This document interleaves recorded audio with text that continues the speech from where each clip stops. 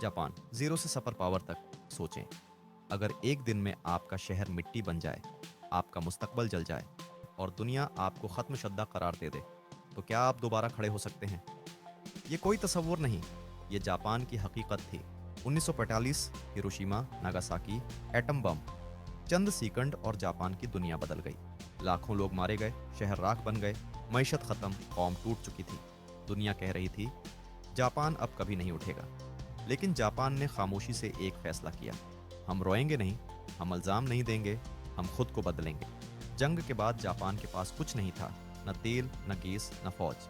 लेकिन जापान के पास एक चीज़ थी, ज़ब्त। लोग लाइन में खड़े होते, वक्त की पाबंदी, काम में ईमानदारी, सफाई इबादत की तरह। जापान ने जंग को छोड़ा और तालीम को पकड़ लिया। इसातिज़ा को इज्जत, तलबा को जिम्मेदारी, गलती पर शर्मिंदगी और सीखने पर फख्र। यहीं से जापान का असल सफ़र शुरू हुआ। लोग कहते थे यह कौम हार गई है, लेकिन जापान कह रहा था हम सीख रहे हैं। छोटी फैक्ट्रियाँ, सादा मशीनें, लेकिन मेहनत बेमिसाल। दुनिया ने जापानी चीज़ों का मजाक उड़ाया, मेड इन जापान, ये तो सस्ता है। जापान मुस्कुराया और खामोशी से मयार बेहतर करता रहा। यही था जापान का पहला सबक, शौर नहीं, काम। वक्त गुजरता गया और जापान बदलता गया। 1960 के बाद दुनिया ने एक नया जापान देखा। गाड़ियाँ जो खराब नहीं होते, मशीनें जो बरसों चलती हैं, इलेक्ट्रॉनिक्स जो भरोसा बन जाएं। Toyota, Honda, Sony, Panasonic. अब दुनिया कह रही थी मेड इन जापान, शॉलिन बेहतरीन। जापान ने कॉपी नहीं की, उन्होंने बेहतर बनाया। इसी सोच को कहते हैं काइजीन, हर दिन थोड़ा बेहतर।